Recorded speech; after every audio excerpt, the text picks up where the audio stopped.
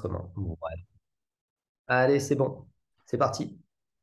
C'est parti, bonjour, bienvenue dans cette deuxième partie sur l'histoire de l'hypnose avec Brice Lemaire, concernant son livre L'histoire de l'hypnose qui est aux éditions Satas. Et aujourd'hui, on continue sur notre lancée avec Brice. Bonjour Brice, comment vas-tu? Bien, bien, bien. Bonjour Manu. Très bien. Et toi? Ça va, on est prêt à se lancer dans l'historique. Où est-ce qu'on s'était arrêté la dernière fois? Écoute, de mémoire, on s'était arrêté à peu près jusqu'à la 18e, fin 18e, on va dire. Et on avait parlé pas mal des nains de Cuvillers, etc.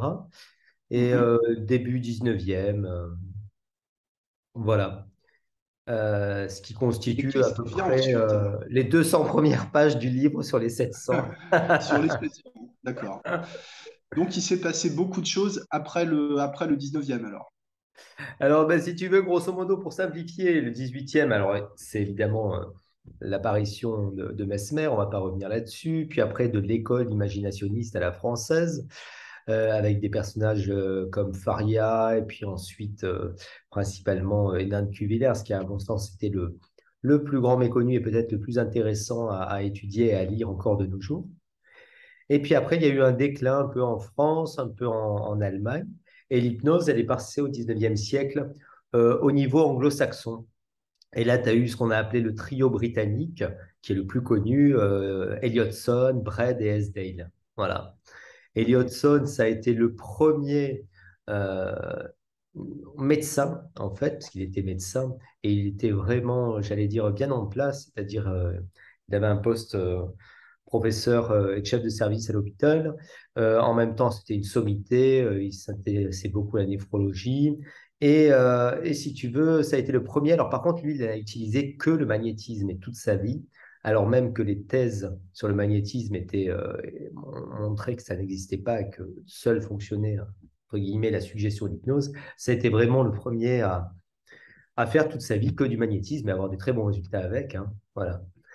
Et puis, donc lui, personnage très intéressant parce que ça a été quand même le promoteur de l'hypnose, on va dire, au niveau médical, du moins du magnétisme. Et puis après, tu as eu James Braid. Souvent, on retient Braid comme nom d'inventeur du terme hypnose en 1843, Mhm. alors en fait, c'est ce français, là, Hénin de Cuvillers. Mais Braid, ça a été le premier, c'est le plus intéressant, à vraiment comprendre, en observant des hypnotiseurs de spectacle, le rôle de la suggestion, en fait. Et surtout l'application qu'on peut en faire au niveau médical. Il faut relire hein, des bouquins, des petits bouquins comme Neurohypnology de Braid. Ça, c'est vraiment des choses. Autant il y a des trucs un peu plus Oui. anciens qui n'ont pas tellement d'intérêt, autant oui, ça, c'est Mhm. des ouvrages qui sont à relire parce qu'il y a toujours des bonnes choses à prendre.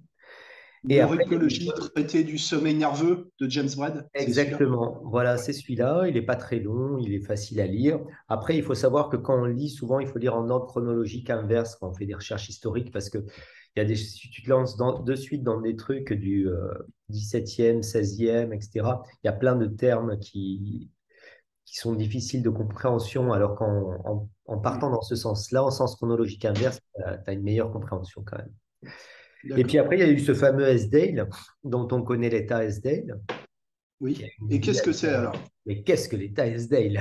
Qu'est-ce que l'état SDL? Le Voilà. vrai, hein, le vrai. Le vrai, le vrai. Alors, en fait, James Esdale, c'est un chirurgien qui est un peu désargenté, qui n'a pas trop d'argent et donc qui s'engage dans la Compagnie des Indes. Et la Compagnie des Indes, en fait, va te donner accès finalement à un exercice, à un cabinet médical, mais par contre, tu devais en contrepartie t'engager sur, je sais plus, je crois que c'était une vingtaine d'années en Inde pour eux. Voilà. Et donc, bah, il part en Inde, en fait, et il déteste l'Inde dès le début. Par contre, c'est un personnage assez étonnant. En fait, ce qui est intéressant dans l'histoire de l'hypnose, c'est surtout ces personnages-là, quoi, qui sont tous Ouais. qui sortent un peu Un peu fou, de quoi, rang, hein. ouais, un peu fous, un peu originaux par rapport à leur Mhm. époque, par rapport à Ouais. leur pratique. Et lui, il va s'intéresser énormément, si tu veux, à toutes les pratiques traditionnelles de médecine primitive en Inde, en fait, les guérisseurs, etc. Et parallèlement, il lit la revue publiée par Elliot Hudson, qui s'appelle The Zoist, qui décrit le magnétisme. Et il commence à pratiquer le magnétisme, en fait, sur les patients. Et ça fonctionne. Et puis surtout, il commence à avoir des bons succès, alors non seulement au niveau thérapeutique, mais aussi au niveau opératoire. Et en fait, il va faire que du magnétisme. Donc, c'est vraiment de la suggestion non verbale, hein. Il n'y a aucune suggestion, il ne parle pas. Euh, et il va réussir en fait à faire des centaines au début, puis après des milliers d'interventions en hypnoanesthésie. D'accord. Quel est son protocole? En fait, il le Mhm. décrit. Alors, il y a deux livres de d'Esdale. Le plus connu et le moins intéressant, c'est Mesmerism in India, Mhm. où il décrit bon, ses opérations, ce qu'il a fait, etc. Mais finalement, tu n'as pas tellement ses protocoles. Et celui où il décrit, alors attends, je reprends parce qu'il a un nom un peu étonnant. Celui où il décrit justement le plus les pratiques qu'il a eues, ça va être surtout, ah oui, Natural and Mesmeric Clairvoyance. Voilà.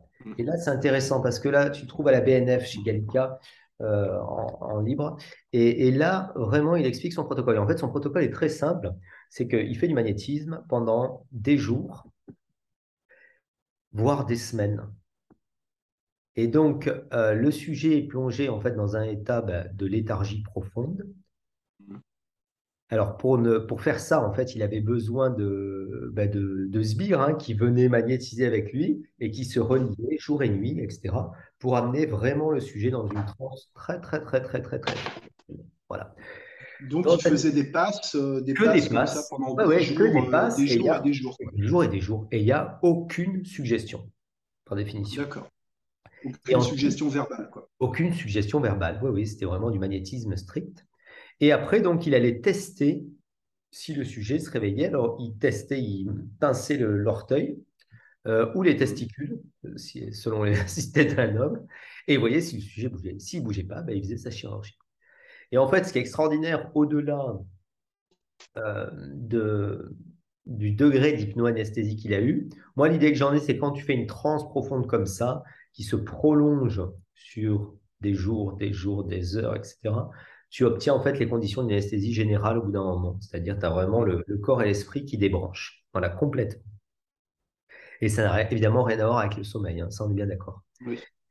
Et ce qui est très intéressant, c'est qu'il arrive à faire des interventions majeures, hein, des amputations, des exéreses de tumeurs cancéreuses, etc., sans que le sujet bouge, premièrement. Et deuxièmement, le plus intéressant, finalement, au-delà de ces hypnoanesthésies qu'il a eues, c'est il décrit, en fait, notamment des catatonies au niveau des membres. Quand il place un membre dans une position, le membre reste dans cette position, etc. Il y a beaucoup moins de saignements. Le sujet ne répond pas à la douleur. Il ne répond pas aussi si on lui demande de bouger un bras, de se réveiller, etc. En fait, il va décrire tout ce qu'après on a appelé les signes et les tests de l'état S-Dale. Et Mhm. surtout, en fait, au-delà des centaines et des milliers d'interventions qu'il réussit à faire dans cet état, ce qui est le plus intéressant, c'est en fait les succès en fait de récupération chirurgicale. Parce qu'en fait, à cette époque-là, quand tu faisais une chirurgie, déjà, tu avais une chance sur deux de mourir d'hémorragie sur la salle de chirurgie. Tu étais garrotté, sanglé, puis on t'attaquait à vif, hein, voilà. Donc, soit le Mhm. cœur lâché, soit tu avais une hémorragie. Et puis après, tu avais quand même plus de 80% de chances de mourir d'infection, en fait. Mhm. Donc, grosso Ah modo, oui. la chirurgie, c'était vraiment l'opération de la dernière chance au sens propre du terme. Et là, ce qui est extraordinaire, c'est comme il y a un très bon contrôle du saignement sanguin, mais sans suggestion, en fait, hein. Du coup, tu avais beaucoup moins d'hémorragie, beaucoup moins de complexité aussi opératoire. Et donc, il a des taux de récupération chirurgicale qui sont extraordinaires. Et donc, lui n'aura que 10 à 20% de décès suite à la chirurgie ou suite à des infections post-op. Et ça, si tu te replaces dans les conditions de l'époque et surtout dans les conditions sanitaires de l'époque, c'est juste phénoménal, quoi. Voilà. Ouais, Évidemment, il revient avec tous ces dossiers. Alors, personne ne croit en Inde. Voilà, bien ça c'est sûr. le grand classique. Et les autorités vont enquêter sur lui. Ils sont au début stupéfaits, et puis ils décident du coup d'ouvrir des hôpitaux mesmériques.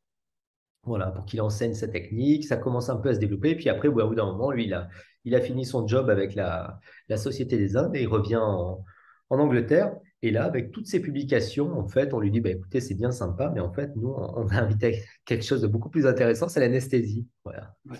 Le Donc, chloroforme. voilà. Et puis, Mm. c'est quelqu'un qui a été calomnié, on l'a taxé de complaisance avec, on a dit que alors déjà que les locaux qu'il avait soignés, les hindous, donc les Indiens, comment tu les appelles, Mm. ne ressentaient pas la douleur, ou bien faisaient plaisir aux chirurgiens, de ne pas, voilà. Et puis après, on a quand même sorti l'excuse que de toute façon, la douleur, c'était une marque divine, et nul n'avait le droit Mm. d'interférer justement avec. Donc il y a toujours cette idée, tu vois, dans l'histoire de l'hypnose, finalement, des croyances, des fausses croyances que tu as, parce que aussi, lui, il avait une technique maintenant qu'on n'utiliserait plus, tu vois, le magnétisme, comme ça, pour faire de l'hypnoanesthésie pendant des heures et des semaines, mais il réussissait quand même assez, assez bien quand même hein, dans ses résultats. Ça, c'est toujours intéressant à prendre. Voilà. Et puis après, bah, si tu veux, l'hypnose, elle part un petit peu aux États-Unis, donc c'est l'arrivée du mesmérisme aux États-Unis. Et puis en France, là, tu as vraiment à ce moment-là un renouveau, et ce qu'on appelait un peu l'âge d'or de l'hypnose avec les écoles. Il y a eu trois écoles, l'école de Paris, l'école de Nancy et l'école de Richer. Voilà. Alors, je ne rentre pas dans les détails parce que si tu veux, dans le livre, je l'aborde, mais ça a été vraiment euh, grâce à ces écoles-là qu'on a ramené l'hypnose au niveau des facultés déjà médicales. Et Mm. puis, on s'est emparé de l'hypnose en se disant, mais il y a vraiment des choses qui sont très, très, très intéressantes en termes, notamment avec l'école de Nancy, du rôle de la suggestion. Voilà. L'école de Charcot s'est un petit peu fourvoyée dans une approche uniquement, on va dire, psychopathologique de l'hypnose, où il était persuadé que l'hypnose, c'était vraiment une caractéristique et ce n'était réservé qu'à l'hystérie. C'était Euh, pratiquement un symptôme de maladie, en fait. Oui, bien sûr, Pour- oui, oui, oui. Ouais. Il ne voyait pas qu'en fait l'hypnose c'était un état entre guillemets naturel et puis surtout qu'on pouvait l'exploiter et l'utiliser pour soigner des patients normaux, quoi. Voilà. Et petite anecdote, en plus, Charcot, qui était quand même, on va dire, un sale type, utilisait des patientes qui étaient, elles, très complaisantes pour faire en fait des démonstrations d'hypnose de spectacle, hein. Mais surtout, ces patientes-là, étant toutes hystériques, elles étaient mises dans le même pavillon psychiatrique que les épileptiques. Et donc, elles avaient développé des hystéries dans lesquelles elles mimaient, en fait, en hystérie, des signes d'épilepsie. C'est pour ça qu'il y a D'accord. toujours ces images de Charcot avec ces femmes Mm. arc-boutées, etc., le petit mâle, le grand mâle. Enfin, tu vois, c'est quand même étonnant de voir tout ça. Et en plus, les patientes, souvent, n'étaient pas dupes. C'est-à-dire, elles disaient, ah bah ce soir, moi, je vais être, entre guillemets, la première au spectacle, donc je vais un peu pousser. Ouais. Tu vois. Voilà, Mm. tout était quand même... et c'est Charcot qui était très dupe, hein, parfois. Et c'est marrant de Sûrement. voir ces grands hommes, et notamment, je pense à Richer, qui est moins connu. Et l'école de Mm. Richer, c'est vraiment une école très intéressante en hypnose, parce qu'il y avait à la fois une compréhension non seulement de la suggestion, comme chez l'école de Nancy, Bernheim, Liébaud, etc., qui est, à mon sens, l'école qu'il faut lire, quoi. Mm. Mais chez Richer, en même temps, il s'est fourvoyé ensuite dans une quête quasi mystique, où il s'est fait, mais alors, abuser littéralement par des médiums euh, de façon, enfin, je veux dire, moi, je suis magicien, tu sais, je suis passionné par la magie et, euh, Ouais. et j'ai plein d'ouvrages de cette époque-là, de tous les grands, soi-disant, alors hypnotiseurs, magiciens, mentalistes, et qui se moquent ouvertement de Richer en expliquant Mm. les ficelles qui avaient Les été trucs, ouais. utilisées pour le bluffer, tu vois. Donc voilà. Et à mon sens, il y a vraiment quelque chose, deux auteurs à lire à cette époque-là. C'est quand même Liébaud, pour moi, c'est vraiment Liébaud, Ouais. c'est un grand monsieur, hein, à la fois d'une modestie incroyable et puis surtout qui avait vraiment. Alors lui, en fait, il y a vraiment une filiation, c'est-à-dire il lit Faria, il lit le 18e, tu vois. Mm. Et il comprend certaines choses et en même temps, il est médecin, hein. En fait, il est issu d'un milieu assez modeste, rural. Il habite près de Nancy. Il fait ses études de médecine et il se passionne pour le magnétisme, pour l'hypnose. Et il commence à pratiquer, il a des bons résultats. Et puis au bout d'un moment, il est tellement, il arrache sa plaque et il marque guérisseur à la plaque. Il est guérisseur D'accord. sur la Carrément. plaque. Ouais, ouais. Et ce qui est très intéressant, si tu veux, c'est que dans les guérisons qu'il a, il t'explique en fait, il va faire que des inductions très rapides, voilà, beaucoup basées sur des phénomènes hypnotiques. Ça peut être par exemple des mouvements idéomoteurs automatiques, fermer les yeux, etc. Ça dure quelques secondes, ces inductions, et après, que de la suggestion directe. Si tu as mal au ventre, bah, les fonctions digestives s'améliorent, etc., etc. C'était très, très court. Et puis, il avait réparti sa petite clinique avec des petits box, et puis il voyait 100, 200, 300 patients par jour, comme ça, qui venaient. Puis quand ça disparaissait, puis après, ils revenaient une semaine après, s'ils avaient mal à nouveau. Les patients ne payaient pas, ou du moins, ils payaient ce qu'ils voulaient. Voilà. D'accord. Et on Et peut dire que c'est lui qui a inventé les inductions rapides, les inductions instantanées, ou est-ce que ça existait déjà avant lui? non, ça existait bien avant lui, en fait. À mon sens, les premières traces d'induction très rapide et instantanée, tu les as déjà chez Faria, tu vois, au 18e. Hmm. Faria, c'était le Dor, tu vois, avec le côté Ah oui. autoritaire, etc.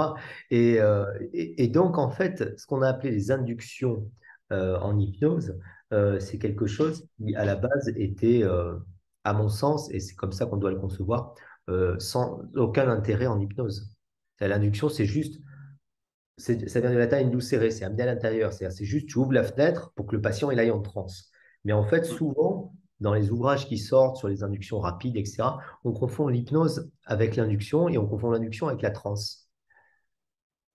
Est-ce que tu peux préciser, Oui, préciser bien cette, sûr. cette Pour moi, nuance? l'induction, c'est uniquement la phase de l'hypnose. C'est la première suggestion acceptée par le sujet pour aller en transe.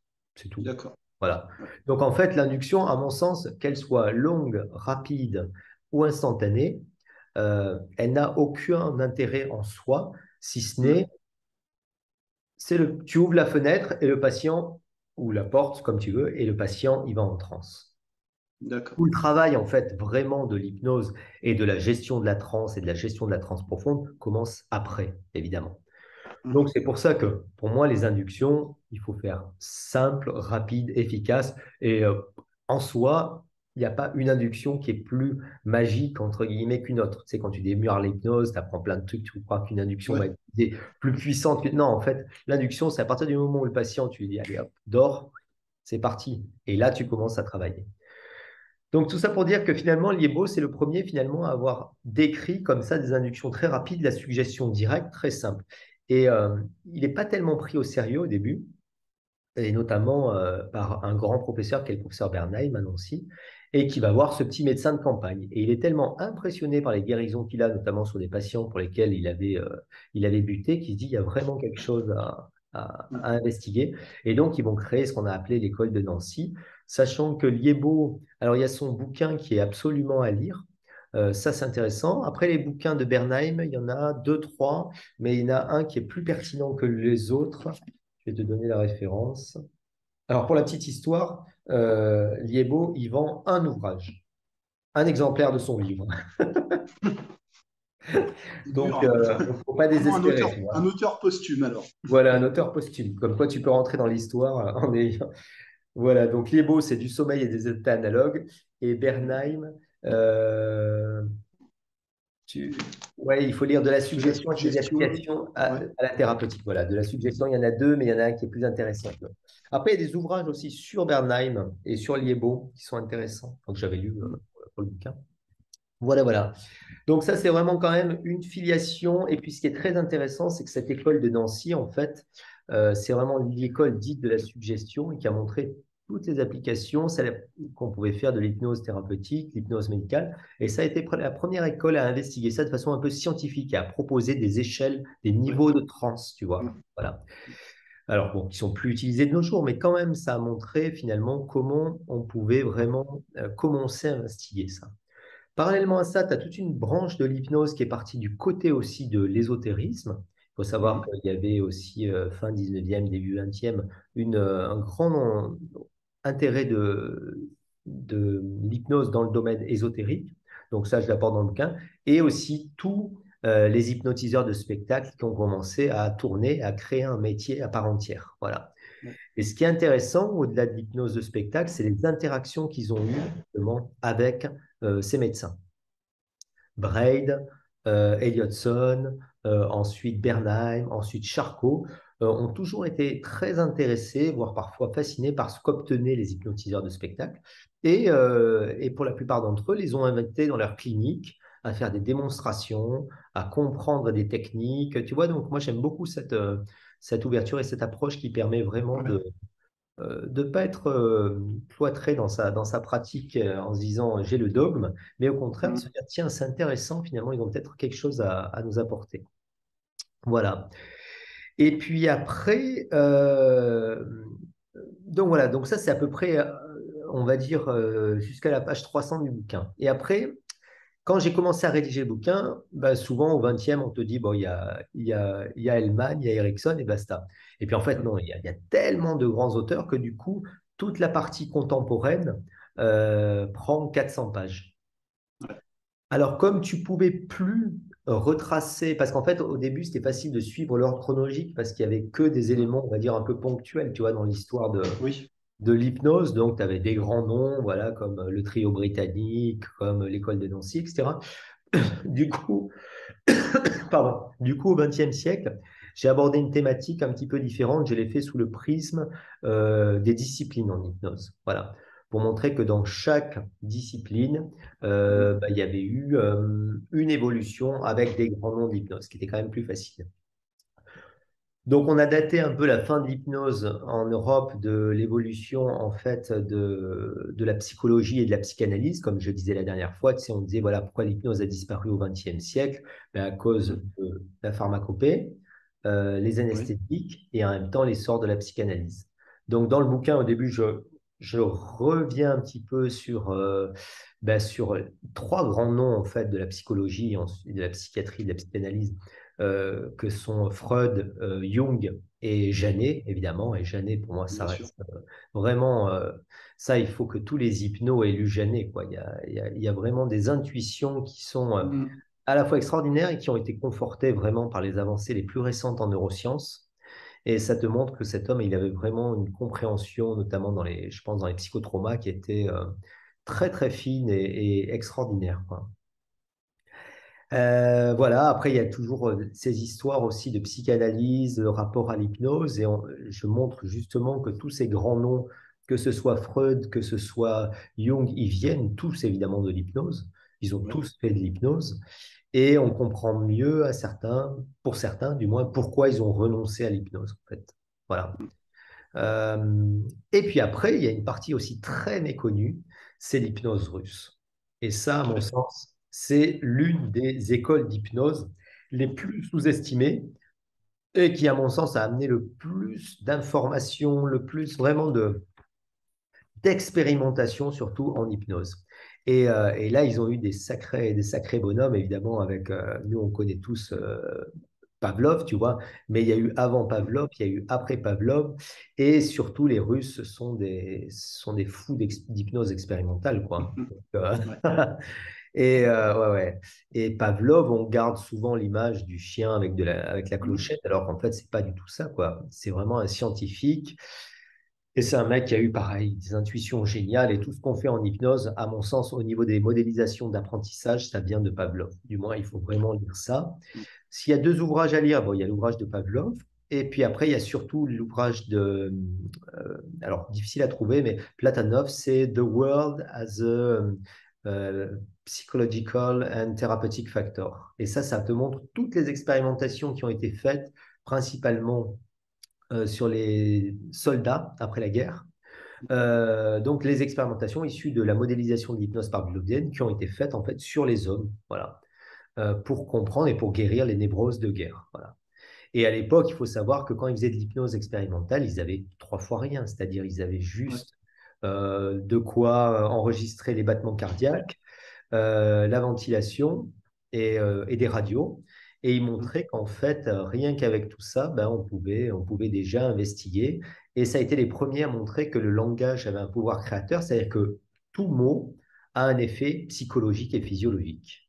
Voilà, et qu'il y a une réaction automatique. Et cette réaction automatique, on peut la quantifier au niveau cardiaque, au niveau ventilatoire, ou même au niveau des fonctions automatisées. Je pense, par exemple, tu as beaucoup de radiographie dans cet ouvrage euh, sur l'estomac, tu vois, et quand on dit un mot, par exemple, Mm. au soldat qui a été névrosé, qui le ramène à une expérience traumatique, immédiatement, tu as les viscères qui se contractent, tu vois. Voilà. Après, ils ont fait des expériences incroyables. Je t'en cite juste une sur la coagulation, par exemple. Tu fais une saignée, tu Ouais. fais coaguler, tu mets la personne en transe et ensuite tu la fais coaguler avec un métronome. OK. Tu fais coaguler, ensuite tu modifies le rythme du métronome pour modifier le temps de coagulation. Une fois que tu as le subconscient a intégré ça comme apprentissage, ensuite, juste tu donnes le mot métronome. Et en fait, ça coagule tout Ok. seul. Tu vois? D'accord. En fait, il a Par effet montré, ouais, ce d'ancrage. qu'on a appelé le réflexe conditionnel, c'est vraiment le principe, ce qu'on appelle de l'ancrage en PNL, c'est-à-dire Ouais. c'est une brain loop, c'est-à-dire en fait, tu as créé une boucle cérébrale d'apprentissage.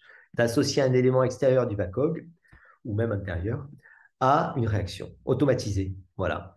Et le plus intéressant, c'est que tous les apprentissages qu'on fait depuis qu'on est petit sur le plan émotionnel, sur le plan cognitif, sur le plan moteur, sur le plan sensitif, c'est basé là-dessus, en fait. Et le plus intéressant, c'est qu'en fait, ces fonctions-là, elles s'automatisent et donc la boucle tourne plus vite et se renforce. Ouais. C'est le principe de l'ancrage, tu vois. Ouais, c'est Et ça. ça, c'est vrai pour tout.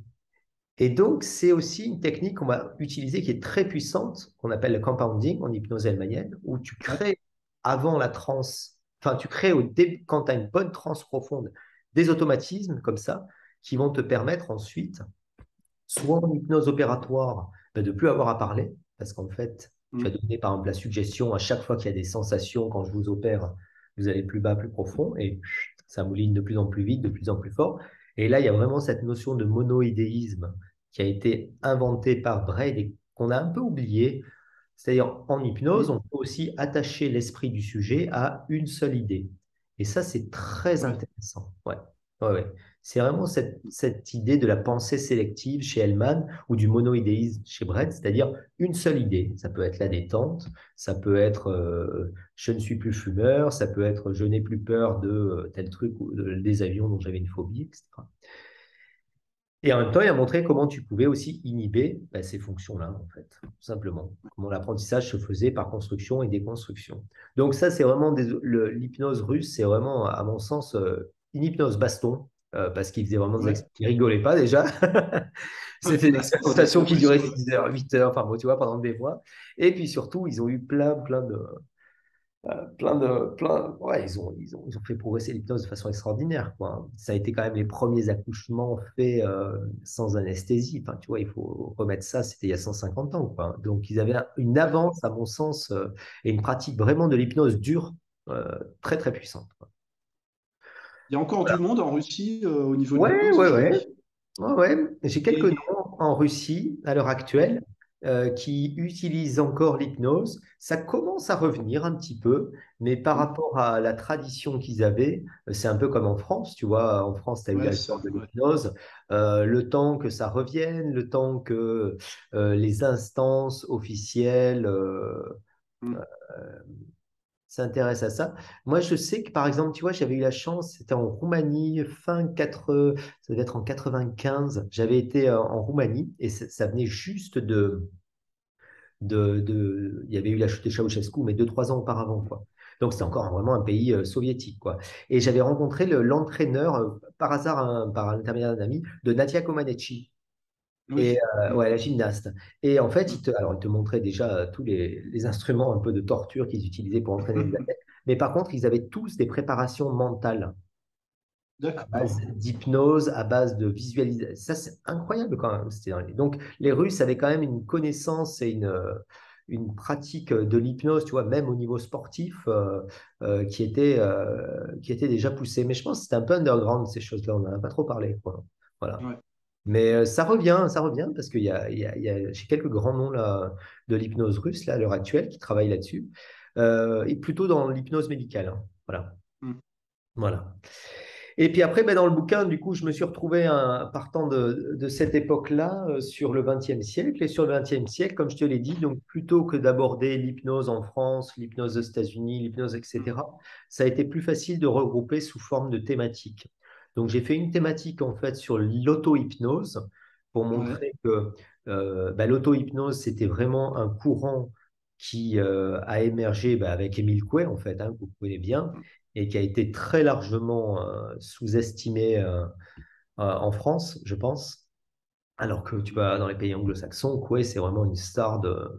de, de l'hypnose, de l'auto-hypnose. Et puis après, pareil, dans la lignée de Coué, il y a eu vraiment toute une génération. Alors, il y a eu Vogt, il y a eu Schultz, on connaît souvent, tu sais, le training autogène de Schultz, la relaxation dynamique de Jacobson, etc. En France, on a eu un grand monsieur qui était Marcel Rouet, qui avait écrit sur la relaxation psychodynamique, qui était très, très intéressante, qui vraiment, c'est des méthodes.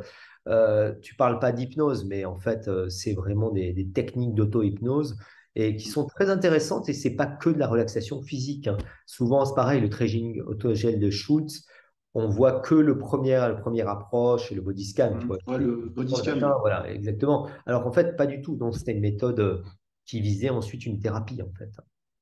Voilà. Et puis après, on a eu en France aussi et aux États-Unis, tu as eu des mecs comme Leslie Lecron, qu'on connaît bien, tu sais, par rapport au mouvement. Il a beaucoup travaillé ensuite avec David Chick sur les mouvements idémoteurs, sur le pendule, etc. Ses ouvrages d'auto-hypnose, c'est quand même des ouvrages fondateurs, tu vois. Ouais. Tu as eu un Français un peu original, Lefébure, je ne sais pas si ça dit quelque chose, qui a beaucoup Non. développé ce qu'il a appelé le phosphénisme, c'est-à-dire la Le fixation, phosphénisme. le phosphénisme. Alors Ouais. ça, c'est une induction que je fais ou que je montre à mes élèves. Par éblouissement, alors, c'est ça? Oui, voilà, c'est ça. Tu fais en fait, D'accord. tu prends une lumière intense, tu éblouis volontairement. Alors tu la gardes à 2 mètres. Tu peux le faire avec un portable ou tu n'es pas obligé de faire ça avec une bougie, mais il faut quand même que la lumière soit assez éblouissante. Et tu la regardes pendant pas très longtemps, hein, ça peut être 30 secondes, 1 minute, voilà. Et ensuite, tu fermes les yeux et surtout, il faut qu'il y ait vraiment une obscurité complète sur les paupières. Mm. Et en fait, ce qui est rigolo, c'est que tu vas avoir l'apparition d'une permanence rétinienne au niveau des yeux qui va être d'une certaine couleur. Cette permanence rétinienne, elle apparaît au milieu de t'as les yeux fermés, mais elle apparaît au milieu de ton, entre guillemets, champ de vision. Et ensuite, mentalement, tu peux la diriger à gauche, à droite. En fait, tu fais des mouvements idéomoteurs oculaires, tout simplement. Mais Ouais. ce qui est rigolo, c'est que tu as l'impression que ton mental la dirige. Alors ça, c'est extraordinaire. La première fois que j'ai découvert ça, j'étais halluciné. Et Mm. surtout, elle change de couleur, en fait. Mais c'est un phénomène purement physiologique, tu vois. Ouais. Et donc, dans la technique du phosphénisme, alors je fais simple, hein, parce que c'est des centaines Mm. d'ouvrages et d'heures d'audio, de pages à lire, tu associes ça à de la suggestion, en fait. Voilà. Donc, c'est une technique d'entrée en transe qui est très intéressante, très élégante, et qui permet d'avoir des bons niveaux de transe, et en même temps, il y a un côté un peu ludique. Mais pour moi, c'est du même niveau, tu vois, que les doigts qui se collent. C'est-à-dire, en fait, tu joues sur un mouvement physiologique, en donnant une croyance, en activant l'imaginaire et en donnant de la suggestion. Ouais. C'est de l'hypnose. Voilà, tu as les 3 composants, imagination, suggestion, croyance. Et donc, ça fonctionne très bien. Alors, il a beaucoup développé ça et puis il a vraiment creusé son sillon, mais à aucun moment il a parlé évidemment d'hypnose, d'auto-hypnose. Pour lui, c'était du phosphénisme. Voilà. C'est intéressant, hein, il y a D'accord. des choses à apprendre, hein. Et puis après, un grand nom, et là, ce qui est sympa, c'est que dans l'auto-hypnose, c'est Silva et la méthode Silva. Oui. Donc, José Silva, c'était sur la côte ouest aux États-Unis, quelqu'un qui a développé un training sur le euh, mind control, un peu contrôle de l'esprit, etc. Et qui a beaucoup écrit là-dessus sur toutes les stratégies justement pour développer, alors que ce soit du développement personnel, que ce soit pour la guérison, que ce soit, etc. Et ce qui est sympa, c'est qu'à la convention d'hypnose au mois d'avril, on aura Mm. Lee Pasco, qui a été l'élève Oui. de José Silva et qui est en même temps une grande dame de l'hypnose, mais qui nous fera un truc sur la méthode Silva. Et c'est vraiment je pense, quelqu'un qui a vraiment modélisé et poussé l'auto-hypnose très, très loin, quoi. Ouais. Christophe Planck, il est très Ouais, impliqué. il aime bien ça. Ouais. Et ouais, ouais, il est très là-dedans. Voilà, donc ça, c'est la première approche, si tu veux, ça a été un peu cette approche de l'auto-hypnose pour montrer que on dit toujours toute hypnose, c'est une auto-hypnose, mais il faut Ouais. savoir d'où vient l'auto-hypnose, ce que c'est, et puis aussi comment C'est ça. l'utiliser, parce que je trouve que c'est vraiment un super outil déjà pour soi en tant que thérapeute, mais aussi c'est un super outil que tout hypno devrait apprendre à ses patients quelle que soit la problématique, hein, je trouve, hein, que ce soit du Ouais. thérapeutique, du comportemental, de la douleur. Et ça s'apprend très facilement en transe, quoi, hein. Ça te prend 3 minutes à apprendre à un patient à faire de l'auto-hypnose, quoi. Tu fais un ancrage, puis après, il pratique, quoi. Voilà, après, je suis parti un peu plus côté anglo-saxon, parce que comme on le disait, en France, il n'y a pas eu grand-chose au XXe siècle. Ouais. Euh, et donc, j'ai fait 2 chapitres un petit peu bah, sur l'hypnose hellmanienne et sur Mhm. l'hypnose ericksonienne. Sachant que sur l'hypnose hellmanienne, j'ai voulu amener une petite biographie de Dave Hellman, parce que souvent en France, quand tu parles de Dave Hellman, on ne connaît pas grand-chose, on connaît l'induction de Dave Hellman. Ouais, et puis à part ça, c'est flou, quoi. Voilà. Ou sinon, certains ont lu Hypnothérapie, le bouquin de Dave Hellman en anglais, pour ceux qui lisent anglais. Et le problème, c'est que c'est un bouquin qui est, on va dire, déjà assez un peu fouillis, mal écrit, Ouais. qui a été mis en page ensuite par son fils, Robert Hellman, qui a fait un peu des raccourcis. Enfin, des fois, Et puis surtout, hypnothérapie, c'est vraiment. Souvent, je dis que c'est la partie émergée de l'iceberg, c'est-à-dire en fait, ça ne reflète pas l'hypnose de Dave Hellman. Il y a beaucoup plus que ça chez Dave Hellman. Quand tu fais le training avec Larry Hellman, tu as ensuite accès au fond d'Hellman où tu as des centaines Mhm. d'heures d'audio, d'ouvrages, d'écrits de Dave Hellman, etc. Et en fait, hypnothérapie, ça a été vraiment un truc qu'il a écrit un peu à la fin de sa vie, juste Mhm. pour ses élèves, pour qu'il y ait une trace écrite. Mais il y a beaucoup Mhm. plus que ça dans l'hypnose hellmanienne. Et, euh, et ce qui est intéressant, je trouve, c'est que l'hypnose hellmanienne, à mon sens, c'est vraiment le début de l'hypnose moderne. C'est-à-dire ensuite toute la génération qui va suivre aux États-Unis dans le domaine médical et thérapeutique va venir de Dave Hellman, en fait. Quand tu étudies, Et par alors, exemple. Dave Hellman, c'est qui alors? Alors, qui est Dave Hellman? Bonne question. Oui. Alors, Dave Hellman, à la base, en fait, c'est quelqu'un qui est un hypnotiseur de spectacle. Mhm. En fait, bon, lui, jeune, il fait pas d'études, hein, c'est vraiment un self-made man, un autodidacte, qui euh, rentre dans ce qu'on appelle des troupes de vaudeville. À l'époque, tu avais des vaudevillians, c'était des troupes un peu itinérantes comme ça, qui allaient de ville en ville et donc ils apprenaient bah, à faire de la musique, du jonglage, du stand-up, et notamment, il apprend l'hypnose de spectacle. Il se passionne pour ça parce que son père, qui était aussi dans ce milieu-là et qui était euh, on va dire, qui fabriquait des accessoires, des costumes pour les troupes de vaudevillians, faisait de l'hypnose aussi. Et son père décède d'un cancer, et le dernier jour de sa vie, en fait, un ami hypnotiseur vient l'hypnotiser et lui permet de passer la dernière journée sans douleur avec ses enfants. Donc ça reste en tête dans la mémoire de Dave Hellman du pouvoir, entre guillemets, et de la puissance de l'hypnose. À ce moment-là, il s'y intéresse très très jeune. Et à 15 ans, il part dans les vaudevillians et donc il devient, en traversant tous les États-Unis, l'hypnotiseur le plus célèbre et le plus jeune, le plus rapide, comme disait la pancarte, des États-Unis. Voilà. Et c'est un mec qui va faire des milliers d'hypnoses, de spectacles pour apprendre le métier. Après, ben, comme le cinéma émerge, les troupes de vaudevillians en fait disparaissent parce que tous ces petits théâtres dans lesquels se produisaient ces troupes de spectacles préfèrent louer ou avoir une bobine de film.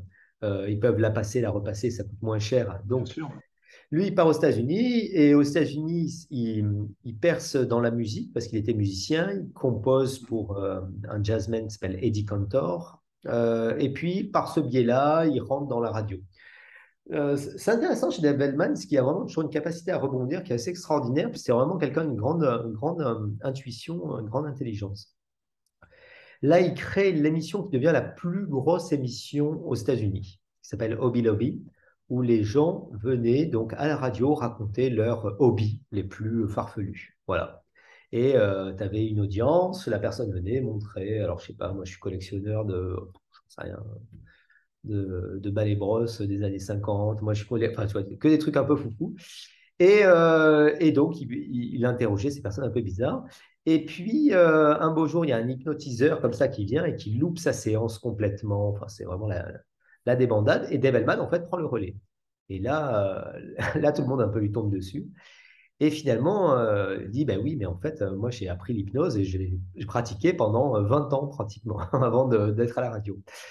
Et il faut se reporter à l'époque, l'hypnose, dans les années 40, aux États-Unis, dans les années 50, elle avait très, très, très mauvaise presse, aussi bien au niveau médical qu'au niveau du grand public. Tu avais eu des films comme Svengali, tu avais vraiment des romans dans lesquels c'était encore l'hypnose, la mainmise de l'opérateur sur le sujet, tu vois, c'était dans l'esprit du Mhm. public, c'était ça. Et donc, ce qui est intéressant, c'est il est contacté par des médecins qui lui disent, voilà, écoutez, on a vu vos spectacles d'hypnose, parce il continuait à faire des spectacles pour des charities, tu vois, des œuvres de bienfaisance. Ouais. Et il disait, on a été épaté de voir à quel point vous avez tous les sujets, 90% des sujets qui vont en hypnose, 90% des sujets qui acceptent les suggestions, et vous obtenez des transes très profondes très rapidement. Comment est-ce que vous faites? Et il dit, oui, mais ça, c'est le métier, ça, c'est l'hypnose de spectacle, quoi. Et sachant qu'à l'époque, eux, quand ils faisaient des cours d'hypnose médicale, c'était principalement les cours de Harry Arons, et c'était encore des techniques au pendule, tu vois, Ouais. avec de la suggestion. Enfin, l'hypnose médicale, dans ces années-là, c'était vraiment le Moyen Âge, quoi, entre guillemets. Et Dave Hellman commence à bosser avec eux, et pendant quelques années, il va s'intéresser il va aller dans leur cabinet, il va essayer de comprendre comment l'hypnose va pouvoir s'intégrer à leur pratique et comment ils vont pouvoir utiliser l'hypnose. Et de là est né en fait les cours en hypnose médicale. Voilà. Et à travers ces cours en hypnose médicale, donc ces 10 sessions d'environ 2h30, 3 heures. Donc là, je suis en train de les publier là, sur le Develman Hypnosis Institute en France. Voilà, l'intégralité des cours en hypnose médicale. C'était le dernier truc qui me restait à sortir sur l'hypnose hémanienne. Tu as vraiment non seulement une compréhension de toutes les techniques d'induction, voilà, et comme je disais, à mon sens, tu comprends vite que l'induction, finalement, c'est que le début du job, mais qu'il va falloir faire tout le travail après. Mais surtout, David Mann, il a énormément travaillé en fait sur les niveaux de transe. Voilà. Ouais. Et c'est le premier à avoir, à mon sens, travaillé sur l'hypnose éveillée, ce qu'on appelle waking hypnosis, qui n'a rien à voir avec l'hypnose conversationnelle. L'hypnose éveillée, c'est vraiment obtenir tous les phénomènes hypnotiques jusqu'au phénomène hallucinatoire sans transe associée. Ensuite, il a travaillé sur ce qu'il a appelé la transe légère, la relaxation physique. Quand il parlait de relaxation, en fait, il utilisait le terme relaxation pour ne pas parler d'hypnose. Mais toutes les techniques qu'il va développer et utiliser n'ont rien à Ce sont voir des avec la techniques relaxation. hypnotiques. Ouais. Ah oui, oui, ça a rien, c'est vraiment des trans très actifs, les trans anneaux. Ensuite, il va développer évidemment la transe somnambulique que tu obtenais par hasard dans 20% des cas. Lui, il va Ouais. développer une technique et une stratégie pour l'obtenir 90% des cas. La transe profonde, l'SDAIL, comment y entrer, comment en sortir. Un truc incroyable que j'adore qui s'appelle l'hypnosleep, l'hypnose attachée au sommeil, qu'on utilise très très peu et qui est très intéressant, très très puissant en hypnose. Comment amener en fait quelqu'un à dormir réellement. Et là, c'est plus de l'hypnose, c'est du sommeil, à faire des suggestions pendant le sommeil et ensuite à le sortir du sommeil, un peu comme une sorte de micro-sieste, tu vois, que tu vas créer. Et dans cet état-là, tu vas faire des suggestions physiologiques, psychologiques, etc. Et surtout aussi l'hypnoanalyse. Et on lui doit vraiment l'essor de l'hypnoanalyse avec les techniques de régression. Donc, il a amené beaucoup à l'hypnose et réduire son seul nom à une induction, à mon sens, ça n'a pas trop d'intérêt. Et puis surtout, c'est la philosophie de l'hypnose que j'adore chez Dave Hellman, c'est-à-dire il y a toujours une élégance où tu donnes de la liberté au sujet. Tu donnes De de la l'autonomie. liberté, de l'autonomie, tu le fais bosser et tu n'es pas là à amener des suggestions de l'extérieur vers l'intérieur, mais au contraire, tu vas établir un dialogue avec le subconscient, je pense à l'hypnoanalyse, pour qu'il trouve lui-même les réponses à ces questions, mais tu le fais travailler avec toi. Voilà. C'est pas de la suggestion, qu'elle soit directe ou indirecte, peu importe. C'est toujours de la suggestion. Quand tu fais une métaphore, c'est toujours une suggestion directe. C'est toi qui amènes l'idée dans le subconscient du sujet. Là, c'est l'inverse en hypnose hellmanienne. C'est le sujet qui doit aller justement à la découverte. Et toi, tu es là que pour le guider. Voilà. Donc, c'est Le vraiment fameux 50-50, quoi. exactement, c'est le sujet, c'est le copilote et l'opérateur, c'est le pilote. C'est le dream pilot, le pilote du rêve, mais tu dois vraiment autonomiser et donner de la responsabilité et de la liberté, en fait, au sujet. Voilà. Donc, bon, il y aurait tant à dire hein, sur l'hypnose hellmanienne. Ensuite, j'ai fait un chapitre donc, sur l'hypnose ericksonienne, évidemment, et aussi sur toutes les disciples d'Erickson. Alors, juste pour revenir sur Hellman, en fait, entre 48 et 62, il forme quand même plus de 10 000 praticiens à l'hypnose. 10 000 disciples qui ont vrai. Donc, c'est vraiment quelqu'un qui a été un fer de lance de l'intégration de l'hypnose au niveau médical. Et il avait de tout. Il avait des psychiatres, il avait des médecins, des Des dentistes. dentistes aussi. Je Ouais, pas mal croyais de. que c'était principalement des dentistes qui formaient d'ailleurs. Non, non, non, il y a beaucoup, tas de tout. Rhumato, ORL, médecin, dentiste, gynéco aussi, et psychiatre. Beaucoup de psychiatres dans ses cours Ouais. aussi. Ouais, ouais. Donc, et après, il a amené évidemment ses méthodes aussi pour l'hypnose dentaire. Voilà. Ça permettait d'avoir une application. Mais non, c'est vraiment le fer de lance de l'hypnose médicale et thérapeutique. Et toute la génération, quand tu discutes, quand tu vas aux États-Unis, en fait, toutes les générations, tu vois, je pense à l'heure actuelle des mecs comme Roy Hunter, comme Bruce Heimer, Mm. etc. Ou des générations, bon, personne n'existe plus, mais comme Gil Boyne, etc. Ils ont tous comme référence en fait Dave Hellman au niveau Ouais. de la stratégie utilisée en hypnose.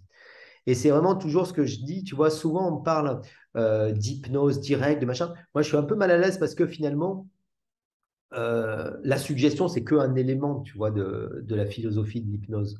Et pour moi, Oui. si on devait résumer l'hypnose hellmanienne, c'est toujours de la suggestion directe mais élégante. Voilà, tu Mm. peux bien fermer les yeux et c'est pas autoritaire, hein, selon la tonalité, ça peut être très très élégant. Bien Mais par sûr. contre, la méthode, elle est toujours indirecte. C'est-à-dire, c'est toi qui vas amener des éléments pour que la personne puisse travailler, en fait. Voilà. Ouais. C'est jamais une méthode directe, comme tu l'as par exemple avec de la métaphore en hypnose ericksonienne, tu vois. C'est Ouais. toujours des stratégies qui vont être indirectes pour que la personne puisse travailler. Voilà.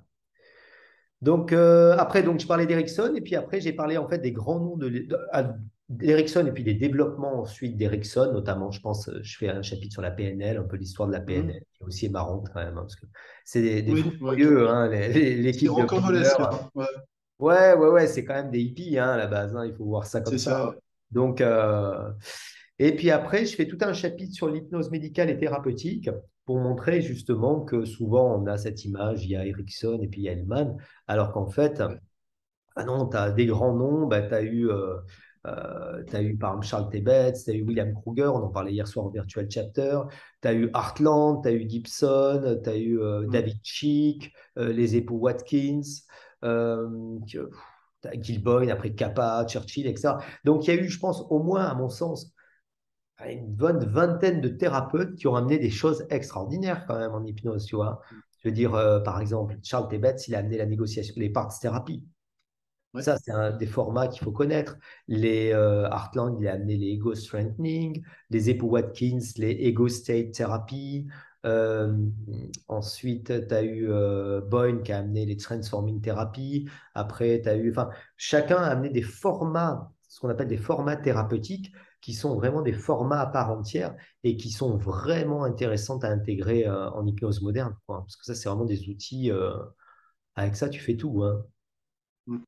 Je sais pas ce que tu en penses, mais moi je trouve que tu vois des trucs comme des parts thérapie ou même de la technique de régression ou bien après des stratégies comme les affect bridge et machin. Enfin, c'est des trucs qu'il faut vraiment connaître quoi, dans la pratique hypnothérapeutique. Qui sont des classiques de l'hypnose moderne, quoi. La thérapie des parties, enfin en thérapeutique, tout se ramène toujours à ça, tout se ramène à l'ambivalence, à la résistance.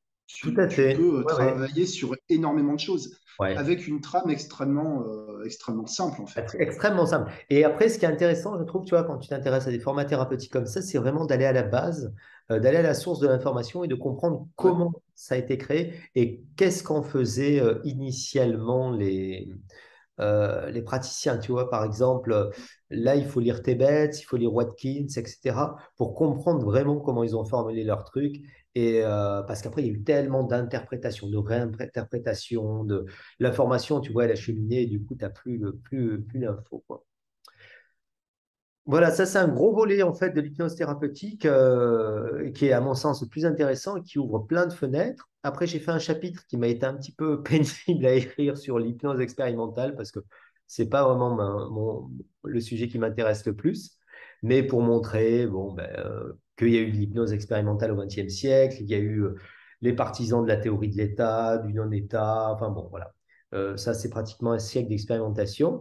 Et puis après, je suis revenu à l'hypnose européenne pour montrer qu'en Europe, il y a eu à la fois bah, tout un mouvement un peu underground au début avec les Durville, avec les Filiatres, avec les Mm. Jagot, Amadou, etc., qui a continué à faire de l'hypnose en France. Et puis après, avec des gens comme Chertok, comme Lassner, comme Cherchev, etc., c'est revenu un peu sur le devant de la scène. Et ça a permis à l'hypnose française bah, de perdurer en fait dans ces années-là, quoi. Et après, dans le bouquin, il y a trois derniers chapitres. Un chapitre sur l'hypnose spiritualiste. En France, on connaît assez peu, mais il faut savoir qu'aux Oui. États-Unis, il y a vraiment une grosse partie de l'hypnose qui est de l'hypnose dite spiritualiste. Alors, ça va être de la régression en vie antérieure, de la médiumnité, etc., etc. Et il y a beaucoup de médecins, en fait. Moi, j'ai fait des trainings, tu vois. C'est ce que tu nous avais expliqué au Virtual Chapter, qu'il y Ouais, avait, oui, même les voilà. médecins Ah oui, pratiquent ça beaucoup de là-bas. médecins, tu vois, quand tu Ouais. demandes aux patients quelles sont vos croyances, est-ce que vous êtes croyant en Dieu, est-ce que vous êtes croyant, etc. Et qui vont jouer sur ces croyances-là pour activer. Donc, même si le médecin n'a pas forcément la même conviction que ses patients, il peut l'utiliser comme un élément thérapeutique, comme un levier, en fait, qui va permettre justement d'accélérer les choses. Et puis après, j'ai fait quand même deux chapitres un peu underground, un peu intéressants. Un sur l'hypnose, justement, et l'ésotérisme, pour montrer que des personnages aussi obscurs que Adolf Hitler, que des personnages un peu foufous du milieu ésotérique, ont utilisé des pratiques liées à la transe. Alors cette fois-ci, pas dans le, pas dans le sens bénéfique du terme, mais ont réussi comme ça à conditionner des civilisations entières euh, Mm. pour, malheureusement, pour des dessins sombres. Et que justement, ils avaient été formés à ça. C'était pas forcément, ils avaient peut-être un talent, mais c'était pas forcément un hasard. Voilà, donc il y a toute une partie historique aussi sur l'utilisation de l'hypnose dans les milieux ésotériques et notamment dans les milieux de la magie, dans les milieux, Mm. etc. Et puis à la fin, j'ai quand même fini par une partie aussi sur l'hypnose de spectacle pour montrer que le XXe siècle, il y a eu, c'est là où on a vraiment, avant c'était que des démonstrations en public, dans la rue, etc., ou bien dans des salons. Et là, c'est vraiment, on a créé un métier, le métier d'hypnotiseur de spectacle, avec notamment Hormone McGill, qui a été mon mentor et qui est vraiment, à mon sens, la personne qui a le plus apporté, je pense, en termes d'ouverture à l'hypnose au XXe siècle. Voilà. À la fois, il a fait de l'hypnose de spectacle, il a à la fois fait de la thérapie, il a fait un peu touché à tout, quoi. Tout ce qui se faisait en hypnose. Voilà, donc le but de cet ouvrage, comme je disais la dernière fois, c'est vraiment de créer de l'ouverture, c'est-à-dire de montrer que l'hypnose, ça va bien au-delà de l'approche qu'on en a officiellement, d'une part, Oui. et puis surtout qu'il y a plein, plein, plein j'allais dire de thérapeutes. Ce qui est difficile, en fait, je trouve, c'est qu'au XXe siècle, il y a eu vraiment une appropriation individuelle. Il n'y a plus de grands courants en hypnose, tu vois, comme tu l'as eu Mm. au XXe, au XIXe, Ouais. etc. Et donc, c'est chacun fait de l'hypnose, se l'approprie individuellement. Et quand tu vas aux États-Unis, à l'heure actuelle, par exemple, dans les congrès, moi, je faisais avant la NGH, maintenant, je ne la fais plus parce que c'est un peu vieillissant. Par contre, je continue à faire l'IMDHA, tu vois, où tu as des mecs comme Mm. Roy Hunter, tu as Bruce Heimer, tu as Shelley Stockwell, etc. Maintenant, c'est la dernière génération, entre guillemets, tu vois, avoir connu de vivant les Hellman et compagnie, tu vois. Et en Mm. fait, ils se sont tous appropriés l'hypnose, ils ont amené un truc perso, tu vois. Chez Roy Hunter, ça va être plutôt la régression, plutôt les parties thérapie. Chez Bruceheimer, ça va être vraiment son approche idéomotrice qu'il avait développée avec Cheek et avec Dabney Wynne, etc.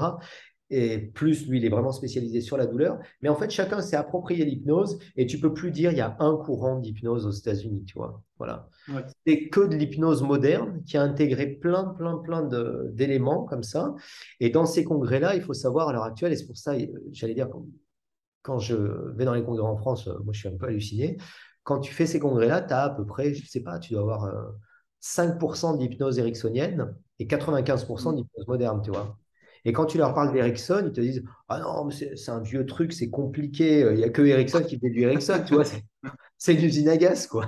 Nous, on fait de Ah l'hypnose. ouais, c'est autre chose, quoi. C'est Ah autre ouais, chose. ben, et en plus, on sait ce qu'est cette hypnose-là, tu vois, c'est quand même une hypnose qui est beaucoup plus simple à s'approprier, beaucoup plus pratique, beaucoup plus pragmatique, et surtout, Et populaire aussi, je pense, quoi. bien sûr, ouais, L'hypnose ouais, directe, l'hypnose spectaculaire, c'est populaire auprès du grand public. tout à fait, voilà, et puis après, tu as cette approche-là, si tu veux, qui permet d'avoir à la fois, il y a vraiment ce côté pragmatique, c'est-à-dire on fait les choses parce qu'il faut que ça soit simple, que ça marche, et puis tu te les Mm. appropries si ça marche. Et voilà, donc le but en fait de cet ouvrage, c'est vraiment de montrer un peu ces mosaïques de l'hypnose et montrer que l'hypnose aujourd'hui, en fait, l'hypnose moderne telle qu'on la conçoit, c'est vraiment une hypnose qui a une connaissance et une ouverture de tout ça, et surtout qui a emprunté de toutes ces techniques-là pour composer vraiment quelque chose d'efficace, de simple, de reproductible pour les patients surtout, hein, parce qu'on fait de l'hypnose pour les Oui. patients, quoi.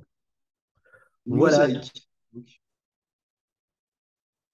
Et comment, comme ça, pour conclure, comme ça spontanément, comment tu vois l'hypnose dans, je sais pas, dans 100 ans? Alors, tu sais, Quand on déjà, sera dans les livres d'histoire dans 100 ans, voilà. qu'est-ce qu'ils diront et comment Alors, ce sera? écoute, déjà, je ne sais pas si on continuera à faire de l'hypnose. Ce que je veux dire par là, c'est que si tu l'étudies d'un point de vue historique, l'hypnose, c'est vraiment un serpent des mers. C'est-à-dire, Ouais. Mm. ça a disparu, c'est réapparu en fonction des interdits culturels, médicaux, etc. Donc, déjà, en France, on reparle d'hypnose récemment, tu vois. Je veux dire, c'est que depuis, on va dire, une petite vingtaine d'années quand même que tu... À peu près, alors, il ouais. y a eu Jean Gaudin dans les années 80, mais ça, le Mm. temps que ça se mette en place, le métier d'hypnothérapeute, il commence à émerger finalement en France depuis assez peu de temps. Donc déjà, je pose la question, quelle forme d'hypnothérapie va perdurer dans le temps? Voilà, ça c'est la Ouais. première chose. Et ça, je crois que c'est vraiment un choix, une ouverture de l'hypnose française au bout d'un moment, c'est à de s'interroger sur les pratiques, et notamment sur les pratiques néo-ericksoniennes, et de savoir quelles sont leurs pertinences par rapport à d'autres types de pratiques. Voilà. Et ça, je dirais, la demande, elle vient surtout des patients. Voilà, nombre de patients te disent, bah, écoutez, j'avais les yeux fermés, j'ai écouté la voix, mais honnêtement, je ne sais pas du tout si j'étais en hypnose, ça n'a pas marché, je viens vous voir, etc. Donc ça, c'est un premier élément. Ensuite, l'autre jour, on a fait le premier module à la fac et j'ai invité Alice Guillon, chercheuse au CNRS en neurosciences, et qui nous a montré des choses extraordinaires sur les dernières avancées neuroscientifiques. Et je pense que dans les 50 prochaines années, on ne sera pas loin de pouvoir stimuler. Déjà, tu as de la stimulation magnétique transcrânienne, tu sais, qui commence à Ouais. être utilisée pour les dépressions, pour les douleurs, etc.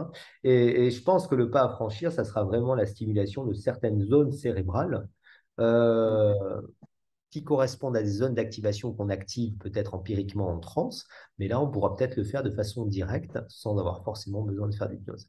Donc, si tu veux, il y a à la fois cette composante, on va dire, de pratique, il y a cette composante neuroscientifique, donc je serais bien incapable de répondre à la question. Mais Je m'en doute. ouais, ouais, ouais. Pas de prédiction alors. Non, pas de prédiction, on va pas faire du mentalisme, voilà.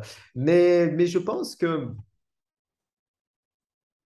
par rapport, l'hypnose, si tu veux, au niveau médical, je le présente comme à la fois une evidence-based medicine, c'est-à-dire c'est une médecine qui est Mm. basée sur la preuve et toutes les médecines maintenant se développent là-dessus, mais en même temps sur Oui. une médecine complémentaire intégrative parce qu'elle individualise le traitement par rapport au patient. Tu vois. Et donc pour moi, c'est pas quelque chose qui va en arrière par rapport à la médecine, c'est quelque chose qui amène un élément supplémentaire pour amener un Mm. élément d'individualisation dans la guérison, dans la thérapie, dans le machin, etc. Donc, je crois qu'elle a de beaux jours devant elle parce que finalement, elle s'inscrit quand même dans un progrès, si tu veux, de la prise en charge médicale du patient, déjà en termes de confort, de bien-être, mais en même temps dans la reconnaissance du patient comme une Ouais. individualité et comme une spécificité, comme chacun est unique, tu vois. Et ça, je Mm. trouve que c'est une belle médecine parce que c'est une médecine dans laquelle on prend en charge l'individu en disant, bon, ben, on va pas vous coller ça comme médicament comme tout le monde, parce que... mais on peut peut-être Mm. le coller, mais par contre, en plus, on va individualiser, quoi. Donc, je pense qu'il y a quand même une, un progrès, si tu veux, et qui permettra, à mon sens, une pérennité, finalement, peut-être, de cette pratique-là. Voilà. Mais comme je disais, il faut aussi s'interroger sur les pratiques, et ça, c'est à nous, hein, c'est notre génération de faire bouger, de faire évoluer Oui. les choses, tu vois. Mm. Euh, parce que parce qu'on a un champ libre, un champ d'investigation qui est extraordinaire, qui est phénoménal hein, en hypnose là. Mm. Oui, il y a encore des choses à apprendre, hein, Ah ben, on ne à fait que ça. découvrir. Mm. On ne C'est fait que vrai. ça. Voilà, voilà. Merci Brice. Merci les auditeurs, les auditrices pour votre écoute, pour votre attention. Et puis, vous pouvez trouver le livre de Brice, L'histoire de l'hypnose, aux éditions Satas. Merci à tous et bah, bonne journée. Bonne journée à tout le monde. Au revoir. Good.